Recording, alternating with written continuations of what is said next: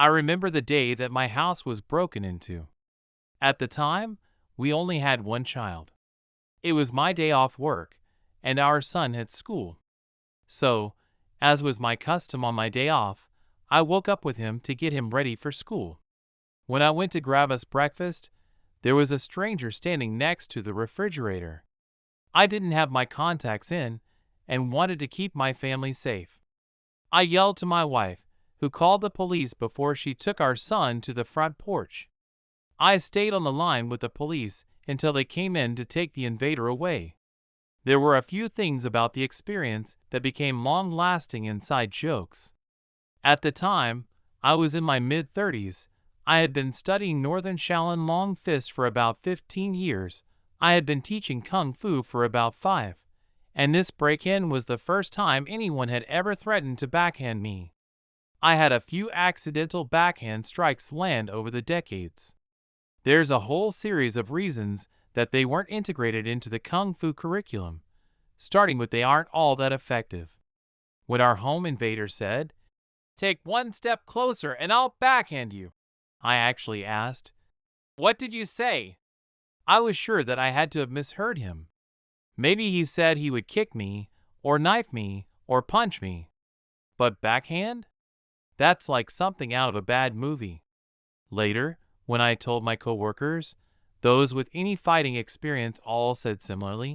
"I'm sorry, did you say he threatened to backhand you? Like, with the back of his fist?" My brother asked if I offered to give him a lesson in more threatening strikes. For years, when I was being silly, and it would get on the nerves of someone that knew me well enough to know that story, they would say, "Don't make me backhand you." Which I'll grant, joking about violence was in poor taste. Still, it got the point across in a way we all knew what was really being said. The guy also left his shoes with us when he was arrested. My wife returned the shoes to the police later that day. So again, for years, whenever there was a complaint that might otherwise have been blamed on gremlins, I had a few friends that would joke, "Make sure you check the back room for an extra pair of shoes." I was glad to have the police available to call.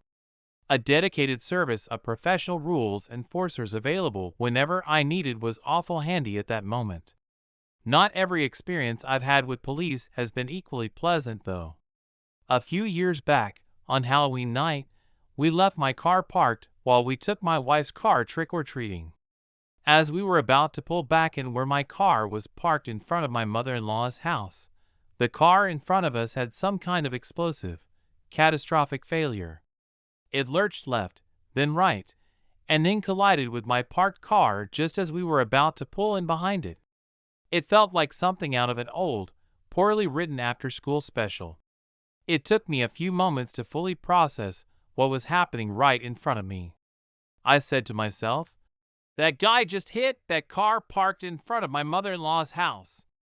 I'm the one parked in front of my mother-in-law's house." I walked up to the guy and he said, "I think I hit someone." I told him, "You did. It's okay. It was a parked car." "Who was it?" he asked.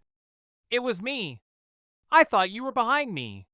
He was almost as dazed and confused as I was. I was. "Come on, let's go into my mother-in-law's house and get some cider, and we can work this out." At which point, he and I both decided to just roll with it. After all, no sense getting all worked up. We called the cops. Through a series of previous events not worth mentioning here, the registration for my car was at my parents' house. The cop that came out to make the report gave me a hard time and was starting to sound like he was going to ticket me for not having my registration on me. I told him that I could have the registration here in a matter of a half hour, but that he could clearly see that my parked car had valid, up-to-date stickers on the plates, and he even confirmed that he could look up all of the registration information from his computer. It was rather upsetting. My car was just squished through no fault of mine, and the cop was ready to give me a ticket for failure to keep a slip of paper always available. Even with the bad, overall police have been a positive force in my life. The times I've had to call them, if police hadn't been available, I would have needed to turn to violence.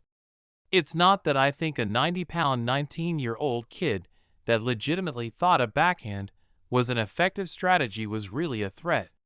It would have been a short fight, with the majority of the violence pretty one-sided. But the damage to my soul would have been beyond the combined damage to our bodies. The damage to my feeling of security was damaged enough just by the invasion. At the time of the Bible, there was no police force. At least not a police force, as we are accustomed to thinking of it today. This is why some aspects of the Mosaic Code feel so strange to read.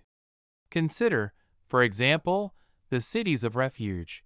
If someone accidentally kills their neighbor, they can run away to a city under the control of the Levitical priesthood, and there they can make their case if a kinsman redeemer shows up to kill them. That's not a kinsman redeemer's only job, though. This is the same guy that will marry a widow to make sure that land stays in the family, or to raise sons that will carry on another family name. What an odd job description. You see, since there were no police, it was up to the family to administer justice when things were out of sorts. When the families couldn't agree on what justice should look like, it was up to the current judge or king to sort it out, with military force when necessary. Cities would sometimes employ a night watch, but this was more military than police. Even though the two functions would overlap sometimes. It always left me wondering as a child, why? I mean, the idea of judges making the decision was obvious enough that Moses figured it out. I mean, with a little help from his father-in-law. Surely the idea that we can give the judges a little more power with a small military of their own wasn't that crazy. That's pretty much what our criminal justice system is, judges with a small military obeying them. We see it happen from time to time in history, but these police or locally directed military never got very big before the Industrial Revolution. Why? The answer is economics. A society needs to set priorities. When it takes 90% of your population to produce the food that keeps them alive, then that doesn't leave a lot of extra wiggle room for police. As the population increases and the technology improves, more food can be made by fewer people, and that frees up more human resources for the job of police. An advanced court like most of the world has today is the product of improved technology and increased population. Because of this, there are two truths that some people find contradictory. I'm glad that I have never had to live in the world that required kinsman redeemer, and I do not stand in judgment of that world for needing it. I hate the violence required in that world. The idea that a home invader could only be removed by my two hands inflicting violence is terrifying.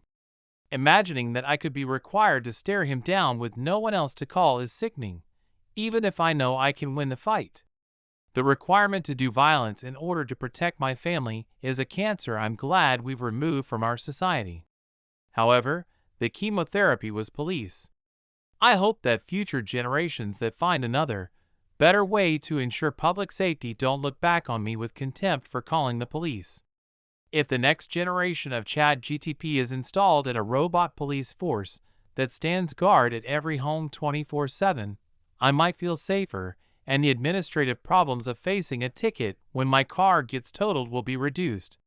It will be a better world, safer for everyone. I hope that that generation looks back at me and respects that I did the best I could with what I have. As such, that's the humility and respect that I look back to the generations that needed a kinsman redeemer. Similarly, until that particular AI is invented that actually fixes the problems that police do, I will view attempts to remove the police with skepticism. I don't want to go back to being responsible for protecting my home with violence when it's invaded by someone perfectly willing to do me harm. This same principle applies to a lot of things. I'm glad we've done away with slavery, but I hope the generation that does away with banking and credit ratings doesn't look at us the same way some in this generation look back at the world that needed slavery to solve those problems. I'm glad that we have created better support systems for single mothers, But I'm not going to fault the world that saw several rolling famines destroy a significant portion of their population several times per lifetime for expecting young widows to find their own support family. I'm glad that religions no longer require regular sacrifices, but I don't look down on those generations that did. I wish that we could accept that previous generations were doing the best they could with what they had, but now we have more. And to whom much is given, much will be expected.